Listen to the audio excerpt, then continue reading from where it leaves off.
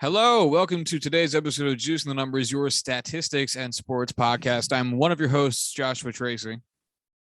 And I am Corwin Heller.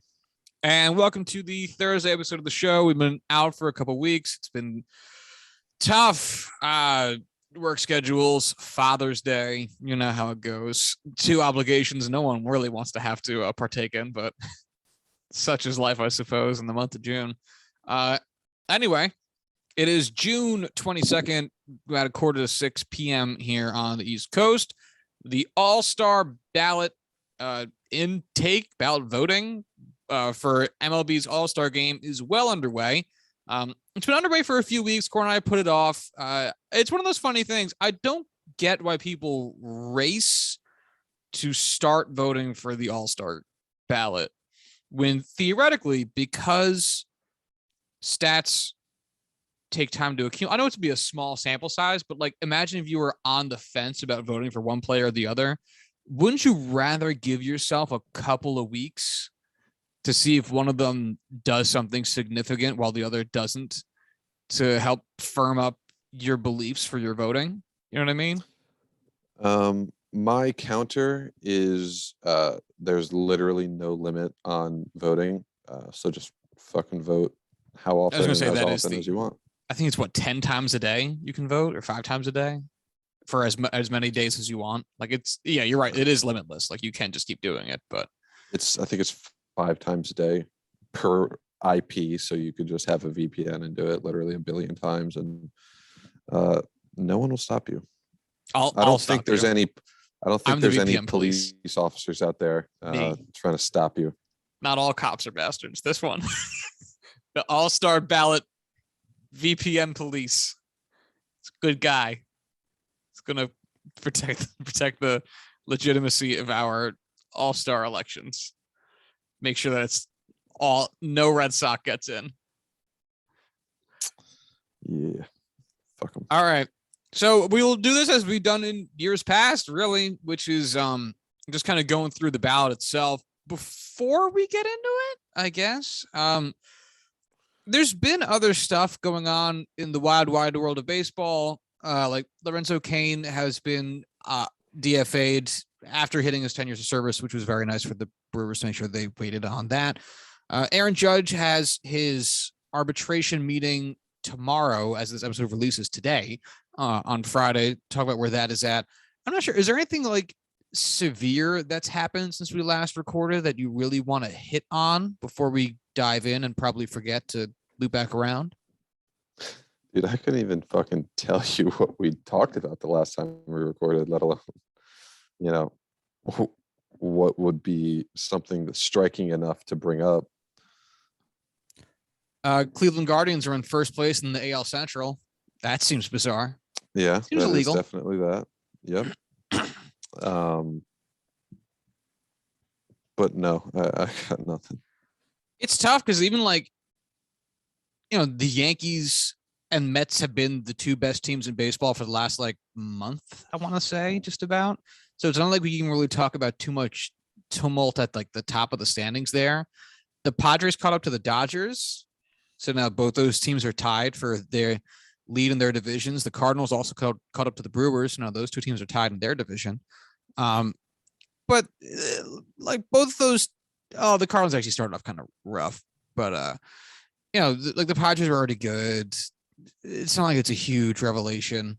It doesn't feel like there's too much going on. I don't know. If you think of anything crazy, Oniel Cruz start to the season seems hilarious, but that's really all there is to say about it. You know what I mean? I don't feel like there's a big story to talk about. You have a TV on? I do not. Do you hear something? I hear audio. I do. I hear audio, but I don't know from where.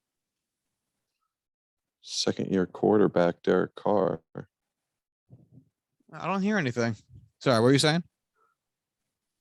I can't even think because all I hear is Sports Center. Really? That's so weird. I don't hear anything. I have no audio anywhere near me. Are you sure it's not you? Do you have a Sports Center? I don't know. I don't know what's happening. I don't like. There's nothing on. There's nothing on in this apartment. There's nothing on anywhere else. I don't. You have another tab open? Oh, it's gone.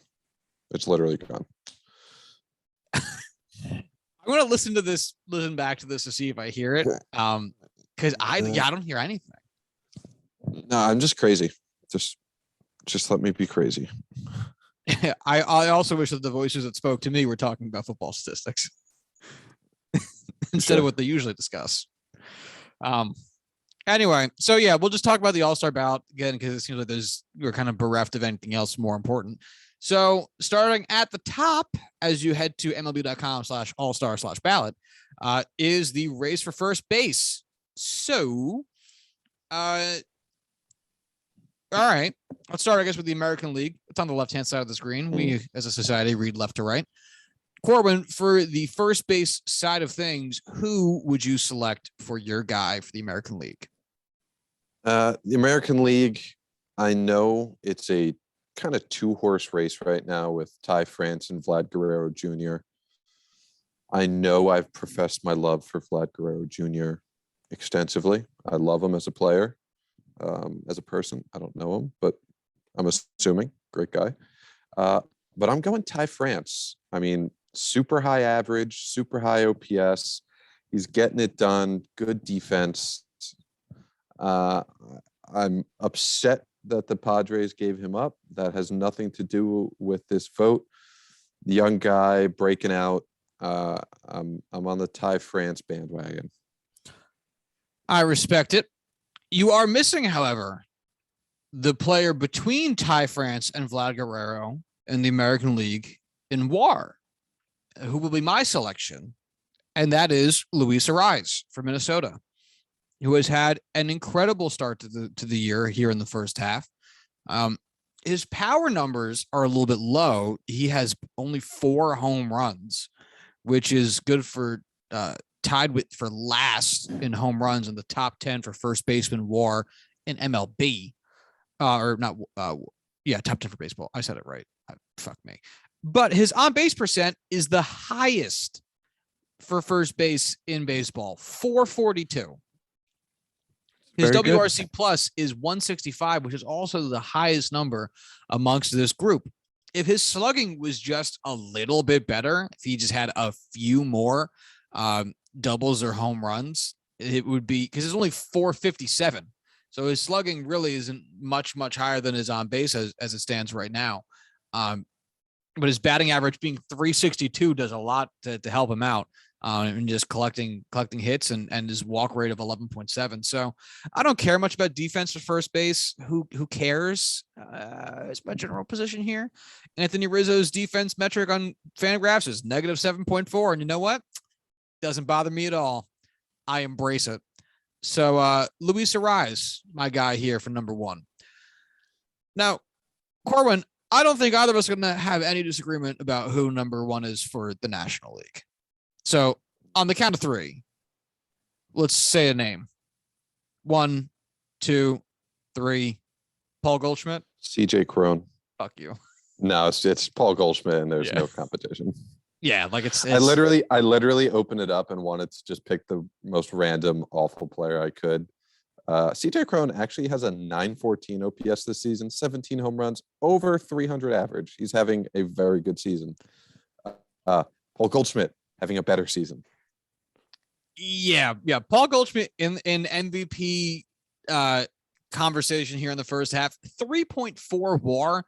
It's almost an entire win better than the second guy on the list, Freddie Freeman, with 2.5 using Fangraphs metrics. 3.7 on Baseball Reference. Even better. Yeah, I'm on Fangraphs because it was easier for me to break it out by player or by position group. But yeah, I mean, it's a stupid start to the season, especially for a first baseman where it's if you're good at defense, you don't get a huge boost because it's only first base. So to rack up that kind of WAR at first is oh boy. I mean, he's leading the National League in batting average, on base percentage, OPS, has a 195 OPS plus, and is leading in hits and total bases. That's an all-star starter. Whoop, there it is. Whoop, there it is. I hate myself. All right, so then let's move it into second base. It's not really worth talking about anybody else. Second base for the American League, Corwin Heller. Who would you hand off your vote to? This one, I feel like there's definitely a conversation to be had, which I'm looking forward to. I'm going with Andres Jimenez for the Cleveland Guardians. 841 OPS, 300 average, 7 homers for those that, are religious about such a thing. Over 1.5 WAR on offense and defense, complete player. A guy that I really was not too aware of before the season. Get him in that All-Star game.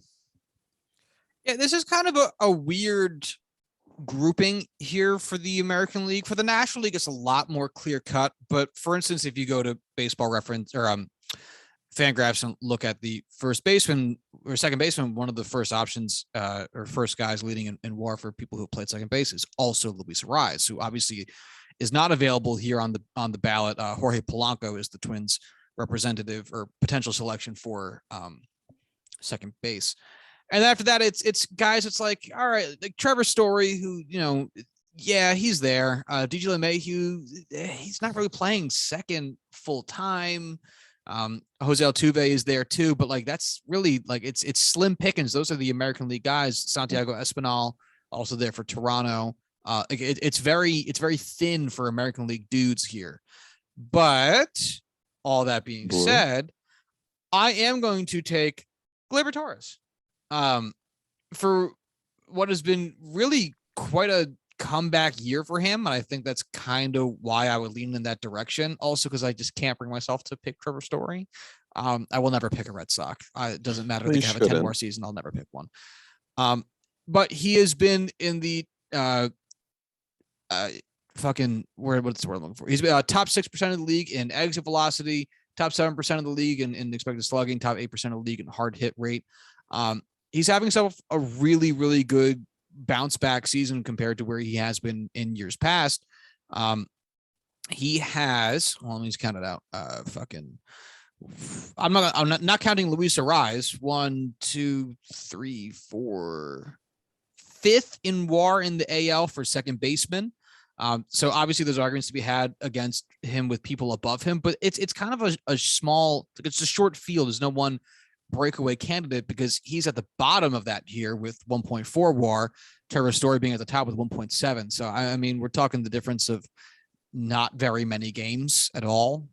So I'm willing to chalk that shit up to, a handful of plate appearances. But yeah, he's doing real solid. He's slugging over 500. He's got an OPS plus, or sorry, WRC plus of 134. That's second of the names I read, only to Jose Altuve at 150. I'm feeling my boys back. Yeah, I mean, I was between Jimenez and Gleyber. I knew you were going to go Gleyber, so I figured let's spread the love. I feel you. Sometimes predictability ain't such a bad thing. All right, and that brings us to the National League side of things, which certainly has some stronger contenders up here at the top. As if you again chat out Luis Arraez, 4 out of the 5 top WAR getters per Fangraphs in second base are in the National League. So Corwin, given that information, who would you pick as your second base representative for the National League? I feel like this one is a little different from the American League. There's still a handful of guys that I'm stuck between, but in this case, I kind of do want to give it to the big name. I mean, Jazz Chisholm Jr. is one of the most exciting and electric players to watch in all of baseball. At the end of his career, I want him to be the kind of guy where we're just tallying up all those all-star starter, selections, all those all-stars. I want him out there on that field as the most fun and good second baseman in the National League. Okay, easy as that. Unless it's Jake Cronenworth, I'll settle for that happily.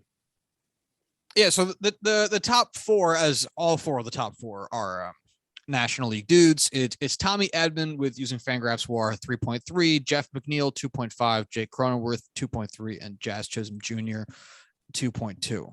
So the runaway guy here is Tom Edman by WAR, who we talked about briefly, I want to say last week, where he's hitting well for sure, but he is getting so much value on defense, like just a wild amount of value on defense. Jake Cronenworth is right there with him. Both these guys are third and fourth in WRC plus. Cronenworth at 117 and Tommy Edman at 123. Obviously, both very good WRC pluses. Jeff McNeil at 146 and Jazz Chisholm Jr. at 131. So obviously, Trevor Starr was only at 102. His defense must be incredible then. But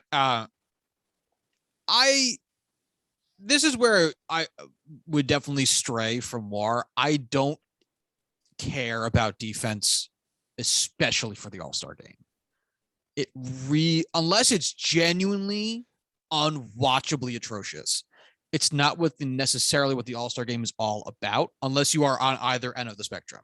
You either have to be Ozzie Smith, and it's like, this is why he's amazing, and like watching the defense is noticeably amazing, or you get taken out because you are just like lead glove, like Ryan Howard out there, just like, I don't know what a baseball looks like when I'm not in a batter's box. I can't find it. Gloves don't work.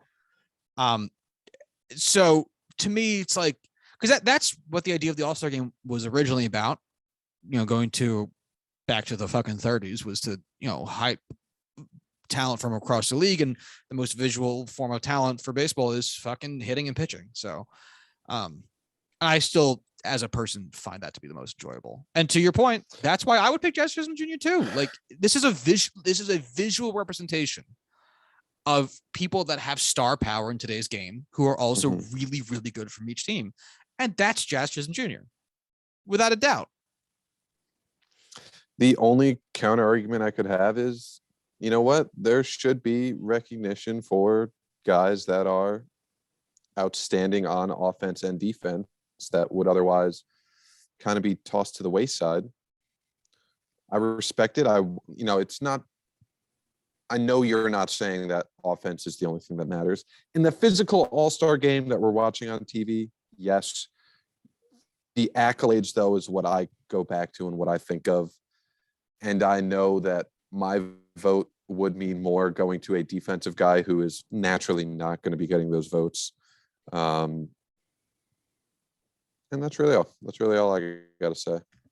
One thing that we usually do that I forgot about, so just real quick to go back to it, the top three vote getters so far for the American League for first base, number one is Vlad Guerrero Jr., number two is Ty France, as Corwin had picked, and I don't see a number three, so I guess they're just doing number one and number two. So Corwin had picked the number two guy. I had picked someone who was not even mentioned here, so go me. Good. And then for the National League, the number one guy was Paul Goldschmidt, who both Corwin and I had chosen. The number two guy, Pete Alonso of the Mets, another whom we chose. For second base, the number one vote getter so far is Jose Altuve in the American League of the Astros. Number two is Santiago Espinal of the Toronto Blue Jays. I guess they're just doing one and two. I really close when they did top three. Oh, well. Neither Corwin nor I picked either of those guys. So, yeah, fuck us. And then in the National League, the number one guy is Jazz Chisholm Jr. The number two guy is Ozzie Albies, who is currently injured and would not be playing the game anyway. Obviously, still perfectly eligible to be voted for. He just would not be able to attend. All right, so that brings us to third base, where Josh will be sad. So, Corwin Heller, who would you choose as your American League third base representative? Are you muted?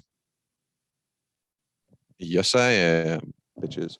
I honestly don't think this should be as much of a conversation as it is. It's Jose Ramirez. I know Rafael Devers has very similar numbers, but Jose Ramirez is playing like the best player in all of baseball, or at least in that conversation. Absolutely a MVP front runner this year. And I don't like Rafael Devers, so I do not know why we're talking about this. Strong words. Strong words. And you know what? The man speaks no lies. Rafael Devers per Fangraphs WAR is 0.1 WAR ahead of Jose Ramirez. Rafael Devers 4.3, Ramirez 3.9. The numbers themselves, Rafael Devers slash line 328, 383, 599. That's good for a WRC plus of 174. So he's having himself a very good year, batting well over 300 so far. Jose Ramirez 303, 393, and 636. So he's outdoing Devers in both on base and slugging, which obviously means his WRC plus is also higher, 187. Defense is where J-Ram is losing a little bit of ground. It's the only reason his WAR is not greater than Devers. And to that effect, man, I bring you back to my point of I don't fucking care about defense unless it's amazing or terrible when making these choices. And Jose Ramirez will be the pick for me too, especially considering who else are you sending from the Guardians? Who else? Who else am I sending from the Guardians? To the All-Star game. Who else do you send? That was a rhetorical question. All right. So Andre Jimenez, actually, who Corwin picked, having a great year. Josh Naylor also having a really solid year. But I'm not sure either of those guys are actually going to go from second and first base, given some of their competition. And then their pitchers are Shane Bieber's having a good year, not what he's used to having, and definitely not good enough to be in the top 5 stars of the season so far. Emmanuel Clays is probably going to go. But he better go. Yeah, but that's kind of it. That's it. So that should be a consideration too. Mm-hmm. All right, so the number 1 vote getter so far is Rafael Devers. Number 2 vote getter is Jose Ramirez. But there we are.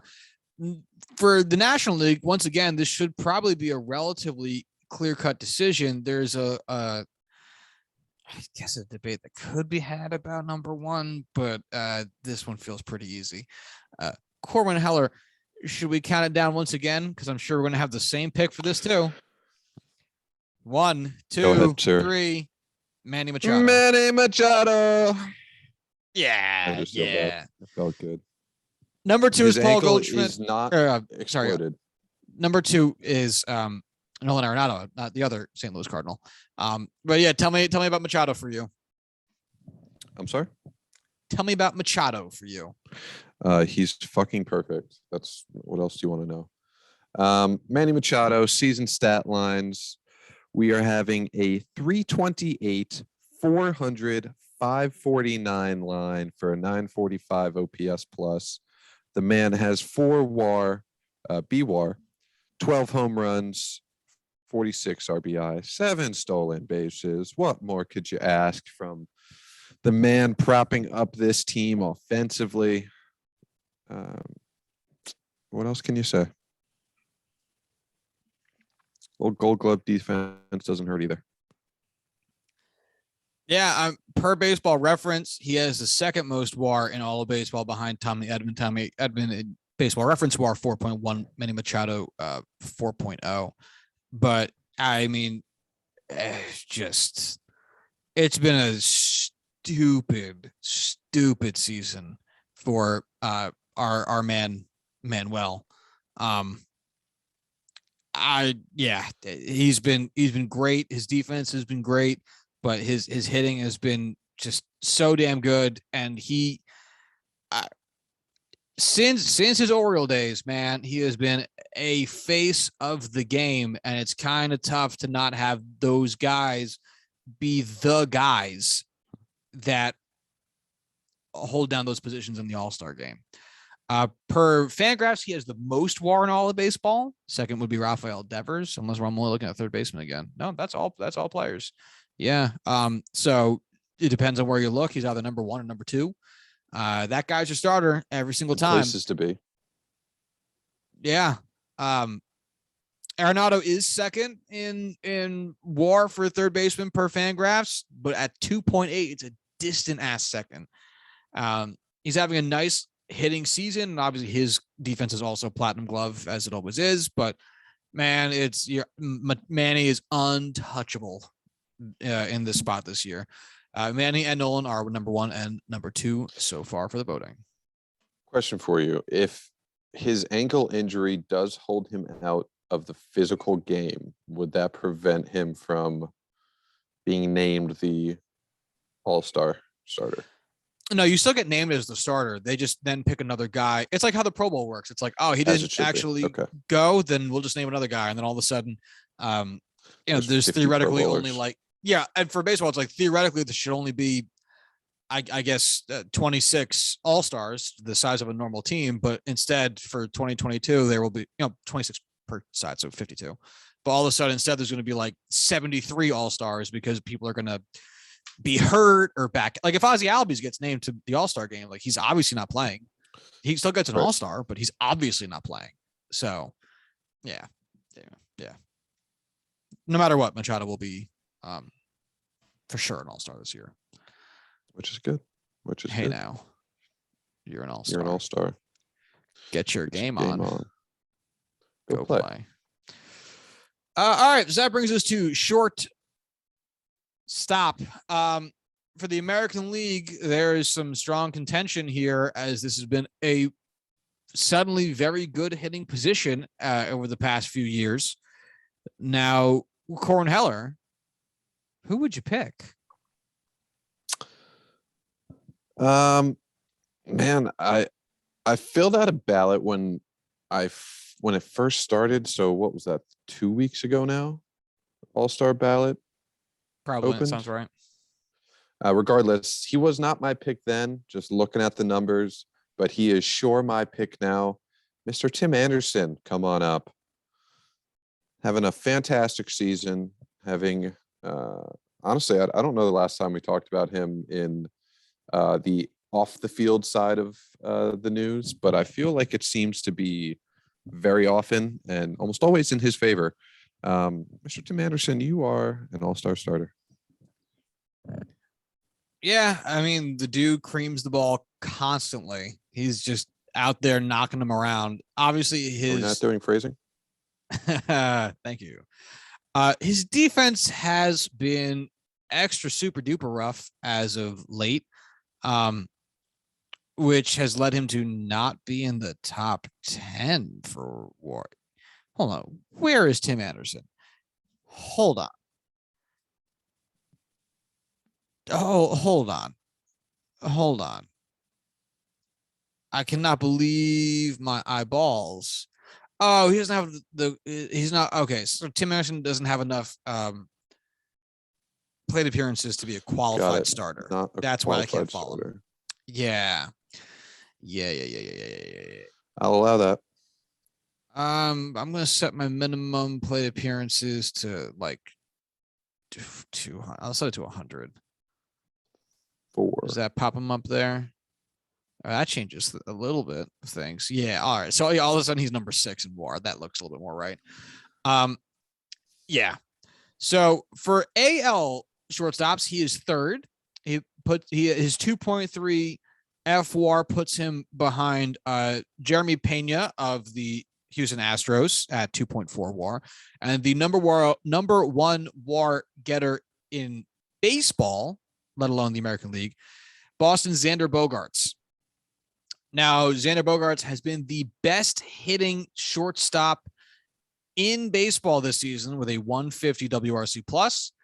It used to be Xander's bag that he would be, like great with the bat, bad with the glove, but he's actually had himself a good defensive season as well so far. For baseball references metric DWAR, he is positive, which he often is not at this point in his career.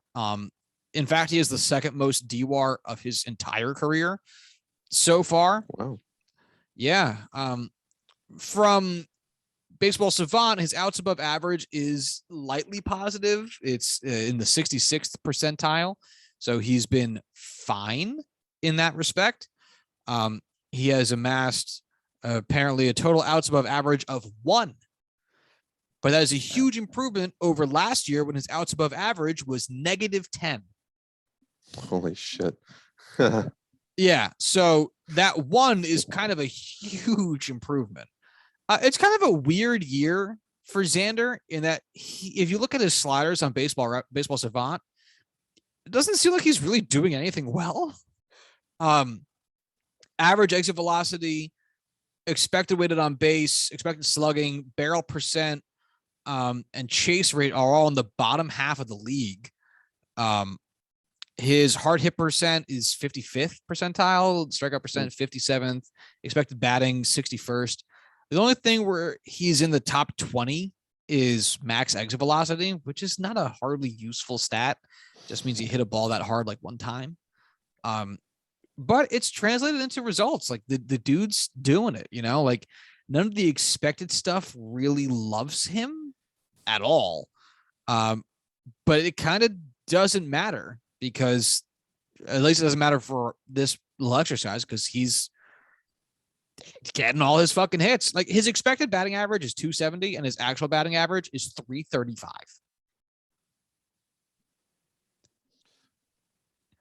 Big difference. Yeah. Oh, it helps that his BABIP is also a career high 408. Okay, fair. That does help quite a bit. Yeah, quite a bit. Obviously, actually, this might be a fun thought exercise too of getting into what's been happening with Xander because it seems like honestly this is one of the worst years of his career by batting metrics, but one of the most productive years of his career by actual metrics. So, yeah, that's interesting. This is literally the best year of his career from an OPS plus perspective and one of the worst years of his career by the everything else perspective. It's interesting. But yeah, fuck that shit. I'm voting for Tim Anderson too. That was going to be my question. Yeah, funny enough, Xander. Say again? You going to vote for him now? I don't think so. Nope. And funny enough, most people agree because Xander Bogaerts is not in the top 2 for vote getting thus far in the process. Number 1 is actually Bo Bichette, which I don't mean to say it with so much disdain like he fucking blows or anything, but that guy, he's number 16 in WAR for shortstops in general. For American League dudes, he's 3, 4, 5, 6, 7, 8, 9th. He's the 9th most WAR for shortstops in the American League. It's weird that guy's leading in WAR or leading in vote getting. It's not been a stellar season for Bo Bichette. So had a grand slam today or yesterday. I don't know about that, but number 1 is Bo Bichette. Number 2 is Timothy Anderson. For the National League, again, very clustered here at the top. 2 through 4 of our shortstop WAR getters are all in the National League. So Corwin, given that information, actually one of them is Tommy Edman again. I gotta get him out of here, you piece of shit. All right. Anyway, well, who are you picking for your National League guy for shortstop? Why are you trying to get rid of Tommy Edman? He's a second baseman. He's listed as a shortstop. I hadn't listed as both then. Okay. So for voting, he's listed. Yes, for voting, he's listed as a shortstop. Okay. That's my bad. So I'm allowed to vote for Tommy Edman? Yes. Okay. I'm going to vote for Tommy Edman. I don't know how he has the best WAR in all of baseball. I know technically we looked it up before and we saw how, but the magical science just does not make sense to me. And really the only other guy I would seemingly vote for is Trey Turner of the Los Angeles Dodgers. And I'm not going to do that. So instead of picking a guy from my current least favorite team, I'm going to pick a guy from my former least favorite team. Tommy Edman, you play good defense. You're not terrible at offense. So you've made the All-Star team. I cannot argue with that logic. I'm going to go in a wildly different direction. And I'm going to pick Dansby Swanson.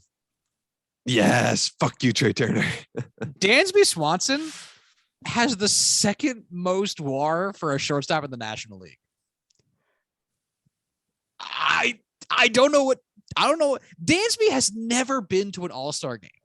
That means that not even once has he had what we just talked about, where it's like the actual first three choices for shortstop all decided they couldn't go or got hurt. Dansby, can you just come and be kind of hot? Like, not even that has happened to him. And this is the best his career by a huge margin. Sorry, what were you going to say? Can we accidentally send Charlie Culberson? No, he's on the Rangers now, I think. Actually, I haven't checked on him in a while. Hey, Rangers have to send somebody. Do they? Do they? We haven't talked about the Rangers. We're not going to talk about the Rangers. I have to look up their depth chart. Whoa. All right, hold on. Wait a second. Stop what you're doing. Charlie Culberson is playing this year.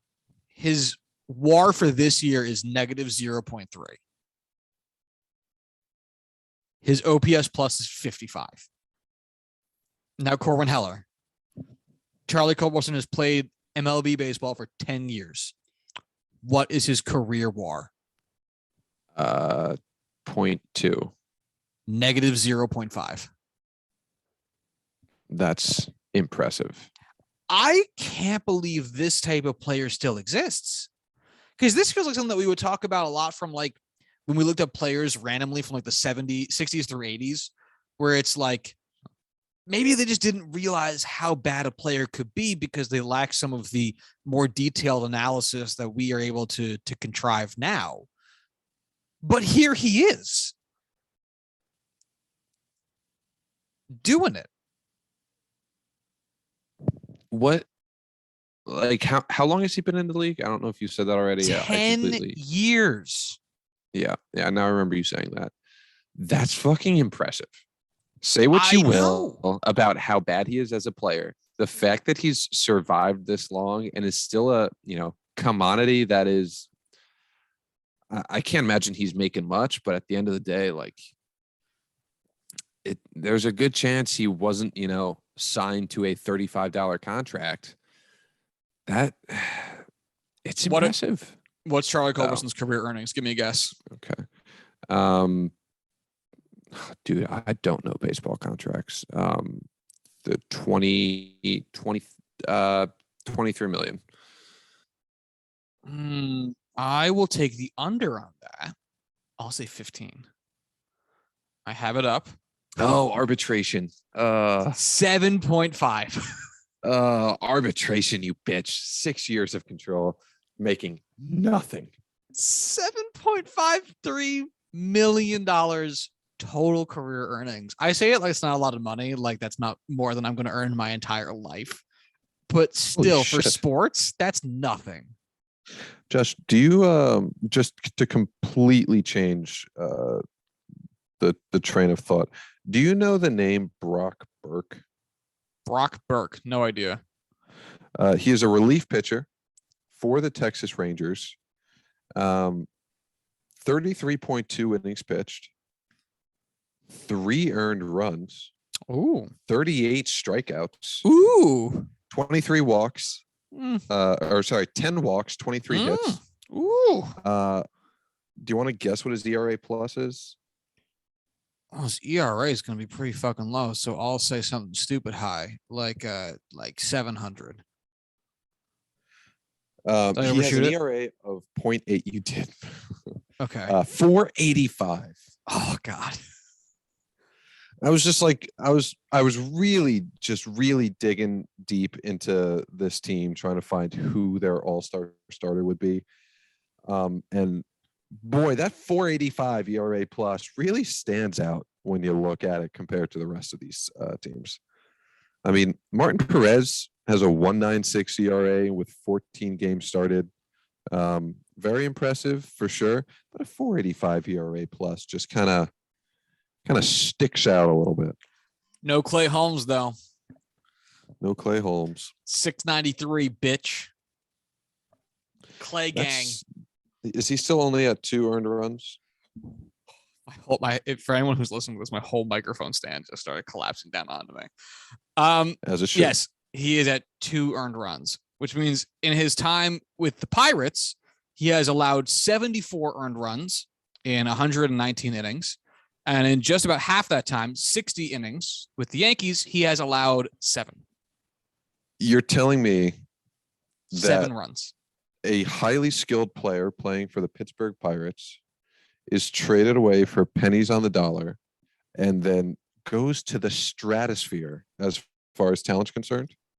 What? How could such a thing happen? And that, ladies and gentlemen, is the difference between the ability to know anything and the ability to effectively communicate it. Because I'm willing to bet the Yankees don't have like maybe that much more information than the Pirates do. A lot of what we can tell from even a lot of the advanced stuff, types of spin, like the axis that the pitches turn on, all that type of shit. Granted, from a much more of a distance than what MLB teams have, but like I could go find that shit if we really wanted to. I don't know what to do with it, so I'm not going to. I can't interpret that for you. But like it's not like Clay Holmes has a wildly different set of skills here in New York than he had in Pittsburgh. It's just that's what coaching does. Good coaching. A small amount of investing in your coaching staff, spending money on people. Pirates. Anyway, back to the Charlie Culberson, Dansby Swanson. Fuck. Back to the Dansby Swanson of it all. His career WAR is 11.4, and this season, for baseball reference anyway, he has amassed 2.6 WAR, which means that he has amassed 23% of his career WAR in the first half of this year. I love that. He has a 125 OPS plus this year, a career OPS plus of 93. That's it. I mean, this is better than his second best campaign, which was 2020, a shortened season in which he had a 111 OPS plus, and he has a 115 from his rookie year where he played even fewer games, 38. So this has been absolutely, without a doubt, the best year of his career from a hitting perspective. And his defense seems like it's been what it usually is. His outs above average is 80 in the 86th percentile. He's killing it. Whereas he's got 3 outs above average total, so that's 2 more than what Xander Bogaerts has, from what we mentioned. And again, outs above average is pretty easy to go. It's tough, especially at a position that sees a lot of volume of things to do, like shortstop. So I mean, I'd much rather vote for the guy that seems like he's never fucking here than vote for the institution if a guy is having a wacky good year for once. Hey, that's Dansby Swanson. So number 1 vote getter is Trey Turner. Fuck that guy. Dansby Swanson for life, or for this year anyway. For short-term Dansby Swanson. All right. You ready to go to catcher? Sure thing.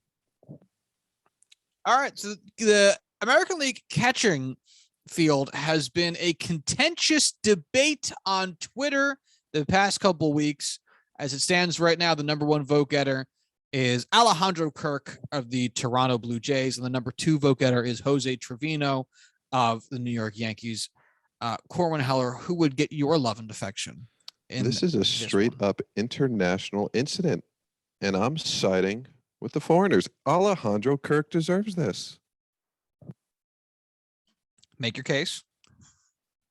I don't really know how catching works too much, but he has a very good OPS plus, and by all means, when an entire country is on board with this, it's hard to say no. Okay. Yeah, so Alejandro Kirk's over to the season, 304, 395, 473. That is good for a WRC plus of 148. He has the most WAR for a catcher in the American League at 2.3. He is second in baseball behind Wilson Contreras of the Cubs at 2.5. He has been good. He has a framing percentile 91st, and his pop time is in the 37th percentile, which is not very good, but oh well. he's been well above average in all of his hitting categories. I mean, really, looking at him, you'd think that his batting would be like this. Looking at his sliders, I'm not going to read all the numbers, but looking at his sliders and all like the deep reds is what you would have expected when you looked at Xander Bogaerts's. Like I would expect these two guys to be flipped in their expected versus actuals, because their actuals are pretty close. If I recall correctly, Xander Bogaerts's WRC plus was like 144 and Kirk's is 148. So they're like right there. But Kirk's sliders are all like, hey, I'm actually earning this. And Xander's are all kind of like, oh, whoopsie daisy, I'm really good. Which again, given the reputation of the two players, I would expect to have be flip-flopped, but whatever. Yeah, he's had a really, really good start to his season, really good start to his career, as he is only in his third season in the bigs, his second full season since he barely played in 2020, and is on the rise. And that brings us to the contentious part of this, which is Jose Trevino, who has become a fan favorite quickly with the New York Yankees faithful, as he has suddenly become a breakout candidate, as who was previously a guy that got acquired just to seemingly back up Kyle Higashioka, who has been useless, fucking useless to the Yankees in his entire career here. And that extends farther even into this year. But personal catcher. Suck my dick. Fuck you. Kyle Higashioka seems like a nice enough man. I don't give a shit, bro. I don't give a shit. Fuck you, goddamn suck at this game. Stop making me. It's not his fault either. Like the Yankees are making him do this. Like it's their fault. Stop hurting my boy. He's dead. He's boy. Dead. Look at how you massacred my boy. Yeah. That's the thing. I'm not sure there's. I really want to vote for Jose Trevino. Like I really do. He's had a great season defensively. He's had a really nice season at the plate. But I think Kirk feels like Trevino at the plate, I should say. 278, 336, 454. That is good for and a WRC plus of 128, which is 20 points worse than Alejandro Kirk's. And like I've been saying this whole thing, I don't care that much about defense, especially for the All-Star game. So not voting for Alejandro Kirk feels pretty wrong. And like I'd be doing it purely out of spite, which is a very mean thing to do. But I haven't voted for any other Blue Jays, so fuck it. I'm voting for Kirk too. I was a big. I knew you would vote for him. All right, that brings us to the National League side of things, which is, as it feels like as though it has been this entire process, much more cut and dry. The number one vote getter is Wilson Contreras. The number two vote getter is Travis d'Arnaud. Those are the number 1 and 2 guys in National League catcher WAR at 2.5 and 1.7. Is this really a conversation? Like it's Wilson Contreras, right? Oh, without question, no conversation is needed. Yeah. All right. So then let's just fucking move on, man. All right. That brings us to the outfield, which will be more because we got 3 people we have to pick. It does not necessarily matter right, left, or center. It's just general outfield. For the American League, the number 1 vote getter is Aaron Judge. Number 2 is Mike Trout. Number 3, George Springer. 4, Giancarlo Stanton. 5, Taylor Ward. And 6, Byron Buxton. So, Corwin, if you had to pick 3 guys, who is your 3 guys? I don't think there's anyone I would pick outside of the big 3 right now of Aaron Judge, almost fucked that up, Mike Trout, and Taylor Ward. Again, back-to-back years of two Angels making it in the All-Star game. So far, at least. Yeah. It feels like number 1 and number 2 are pretty locked in, I think, for most people for the Judge star and Trout man. Trout mass replica, but it's that number third guy that honestly I'm really debating. Because for me, it's not necessarily Taylor Ward. Kyle Tucker has been phenomenal this season and is in fact the 5th highest WAR of any outfielder. And really, Yordan Alvarez is a DH. He shouldn't be included here, which puts him up to 4th highest WAR for an outfielder. And Byron Buxton, who he is tied with. Taylor Ward just behind them, 2.5 Fangraphs WAR to 2.4. And I am between Kyle Tucker and Byron Buxton. And I think I'm going to go Buxton. Oh, fuck. I really don't. Yeah. All right. I'm going to go Buxton using the same mantra I've been using, which is Kyle Tucker is probably right now producing more in air quotes because of his defense. He has better WAR for that reason, but I don't pick these for defense. I pick these for smacking balls using my caveman brain. And to that effect, give me Buxton. Those are my 3 dudes. Trout, Judge, Buxton. I would love to see Buxton in an all-star game. Has he made one before? Funny enough, no. He has a gold glove and a platinum glove and has never been to an all-star game. Neither of these 2 dudes have, between Tucker and Buxton. This would be both of their first all-star games. Well, Tucker, I get because he's like 5 years younger than Buxton. It's only his, 3rd year full-time? 5th. This is Kyle Tucker's 5th full year? Well, 2018, 2019, in both seasons, he had... Oh, I was sorry, I looked at plate appearances, not games. Fucking idiot. All right, then his first full year was 2020. Yeah, so this is his 3rd full year.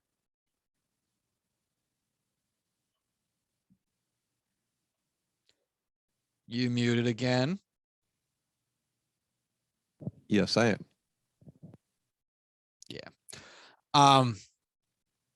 Yeah, so I do get that one. Buxton, in contrast, has been a full-time player since looks like 2016. So, yeah, 7 of his 8 years.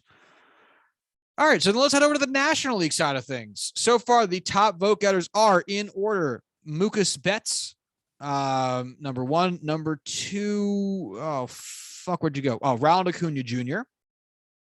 Interesting. Number 3 is Jock Peterson. Number 4, Starling Marte. Number 5, there we go, Juan Soto. And number 6 is Adam Duvall. All right, Braves fans must be stopped. Fuck you. That's stupid. All right, Corwin, who are your 3 guys here? I'm going with the big name Mookie Betts, the big name Juan Soto, and Jock Peterson. You're going Jock.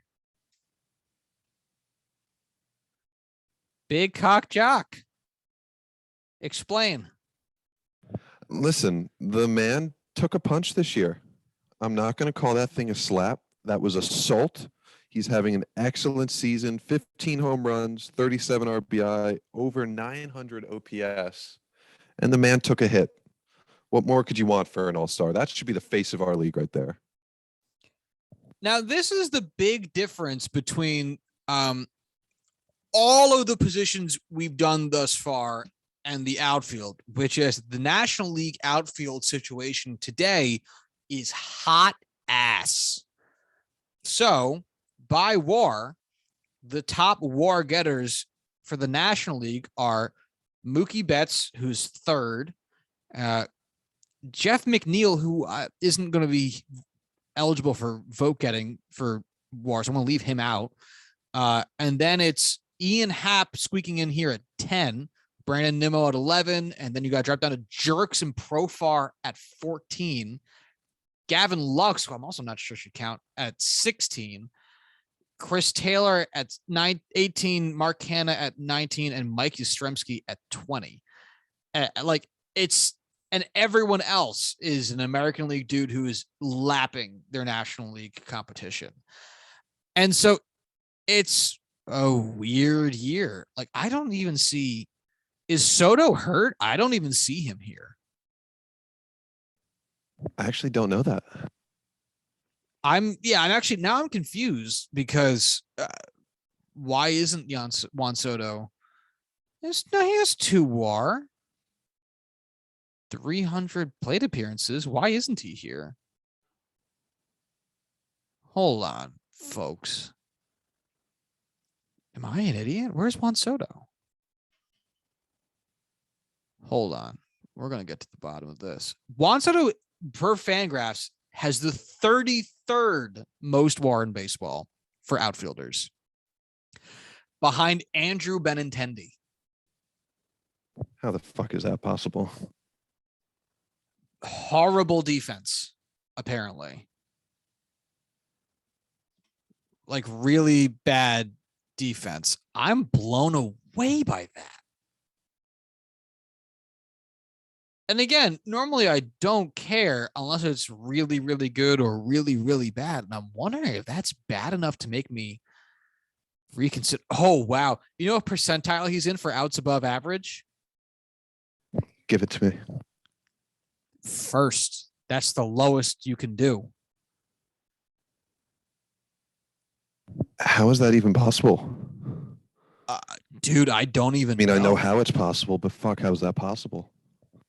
He has -7 outs above average this year. It's the worst of his career. By a lot.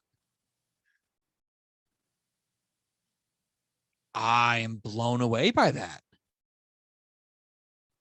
Wow. Wow. That's so bad.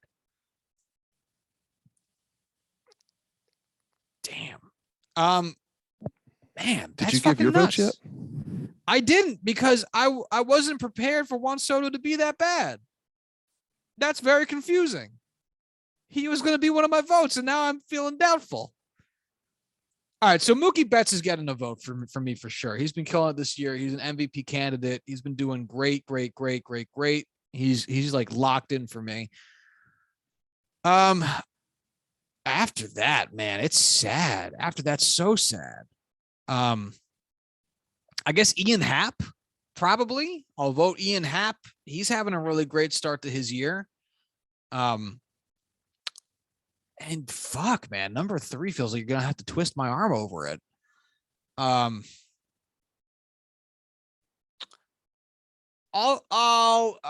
Number 3. Oh shit! All right, you know what? I want to go Jack Pearson too. You know why? Something I did not realize. He has the best WRC plus of any outfielder in the National League. I did not realize that. I mean, how could you not love Jock Peterson? I love given Jock every Peterson. possible reason. I just wasn't prepared for it. All right. So them's the guys. For position players, all that's left is DH.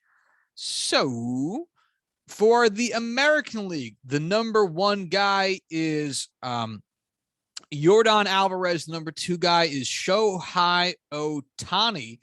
Corwin, I'm sure you're feeling some conflicting feelings here.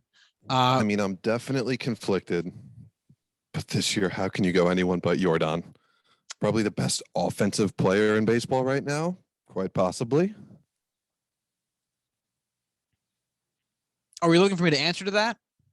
Yes. Yes, he has the highest adjusted OPS plus in baseball, 195. Paul Goldschmidt actually also has 195, but I guess Jordan's is a little bit spicier.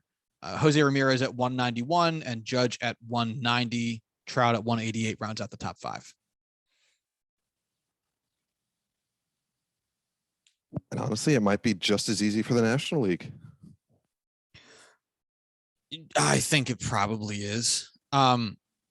Yeah, this is Yordan and Yordan alone. I mean, there's no serious answer to give at number 2. I get why Shohei is number 2 because he's probably the only other dude that really counts as a DH, and 2 is hitting well enough to, I guess, deserve it. But it's nobody. It's Jordan, and then no one else has come close to what he's done this year for what that specific position is. For the National League side of things, the number one vote getter is Bryce Harper, who, due to a shoulder injury, or was it a elbow injury? It's an elbow injury, right? Possibly. That has kept him from fielding, and so has become the DH of the Phillies, really, which is why he wasn't really in the outfielder category that we looked at previously. And the number two vote getter is William Contreras from the Atlanta Braves. Corwin, who would you pick here? It's Bryce, and it's no questions asked. Absolutely. Yeah, he's literally the number two WAR getter for the DH position in all of baseball, 2.8 to Jordan's 3.0, which we have to understand that these two numbers for people who are not doing defense and therefore getting a pretty hefty negative adjustment to their WAR for that reason is unreal. Unreal. 3 WAR as a guy who's not even touching defense is crazy. Jordan slash line this year so far 312, 405, 636. Harper's is 326, 391, 622. Dudes are mashing right now. Mashing. Jordan's WRC plus once again is 195. Bryce Harper's is 173. And for dudes who qualify as DHs, those are number 1 and number 2. Yeah, it's just what a year. What a year for these guys. So just to review our ballots for myself, since I made Corbin go first and everything else, I have for first base for the American League, Luis Ariz, and for the National League, Paul Goldschmidt. For second base, I have Gleyber Torres for the American League, and Jazz Chisholm Jr. for the National League. Third base, I have God damn it, I just lost my computer scroll. Jose Ramirez, that's right. Jose Ramirez for the American League and Manny Machado for the National League. Shortstop, Tim Anderson and Dansby Swanson. Catcher, Alejandro Kirk, Wilson Contreras. Outfield of Byron Buxton, Aaron Judge, and Mike Trout, as well as Mookie Betts, Ian Happ, and Jock Peterson. DH of Jordan and Bryce. Corbin, I think we're going to be pretty similar on these as compared to years past, but why don't you go ahead and give me your picks once again? We'll run through mine. Ty France and Paul Goldschmidt. Andres Jimenez and Jazz Chisholm Jr., Jose Ramirez and Manny Machado, Tim Anderson and Tommy Edman, Alejandro Kirk and Wilson Contreras, Aaron Judge, Mike Trout, and Taylor Ward, Mookie Betts, Jock Peterson, and maybe Juan Soto, and then Jordan Alvarez and Bryce Harper. Now, there's no vote for the pitching staff. The pitching staffs are decided by managers, like all of them. They get to vote on that part of it. They take that part of it out of the public's hands. So just real quick, we don't have to give a lot of guys. If you had to pick a starter and a reliever, who are your two guys for the American League, do you think? I mean, it's got to be Clay Holmes. And yeah. I mean, I don't know who I would pick because I can't think of anyone that wouldn't be on the Yankees. I mean, I know Corbin, but nope, that's National League. Is Nestor Cortez still on par with what he was doing when we last talked about him? He had another rough outing the other day. Let me check his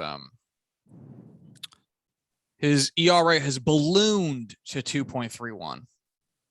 Well, clearly that's not the best pitcher in baseball. I honestly could not give you a starter off the top of my head. That's fine. Yeah, the easy pick is Clay Holmes for relievers, so I'll revisit relievers in the second. For starters, I'd probably go Sandy Alcantara for the National League. Kevin Gausman somehow is leading WAR getter for starting pitchers in the American League, which I just don't understand at all. So fuck that guy. I'm going to pick Martin Perez of Texas, who's also having a weirdly good year. So those would be my two guys for the starters. For relievers, not picking Clay Holmes because that feels too easy. I'll pick Mike King for the American League. And for the National League, I will pick Devin Williams. Yeah, why not? That's very fair. Yeah. Could also pick Edwin Diaz. Manuel Clace for the American Leagues also, again, as we just said earlier, been killing it. Really great guys here. Good picks all around.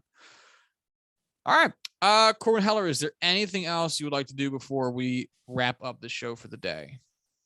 I would just like to take my applause now for not making the joke of selecting Fernando Tatis, even though he is eligible on the ballot. I know you all saw it coming, and I refrained because I'm a mature adult, but so thank you. I'll hold for applause. Now, who do you think is more upset about that? Fernando Tatis Jr. for being like, lower your expectations, or not? Who wouldn't be upset about it? Who do you think would be more upset about it? Also, Kim. I was gonna say Ha-Seong Kim or like a random Dodgers fan who just thinks it's stupid. Because if I'm Ha-Seong Kim, I'm mad. I'm like, I've been holding it down. I mean, I am as big of a Fernando Tatis fan as you can find. I'm also a major Ha-Seong Kim Jesus fuck. Ha-Seong Kim fan. Yeah, okay. It's ridiculous that he's not on the ballot. He's had a good year. 1.7 WAR by Baseball Reference. It's a solid year. It's not like blowing the top off of any place, but like it's enough to get your name on the ballot instead of a guy who has not played all year. Why? Do you have any actual reason? Dude, I absolutely could not tell you. Actually, funny enough, by National League shortstops for in terms of WAR, minimum of actually it's qualified. So let me set this back down to 100 plate appearances and see how that changes things.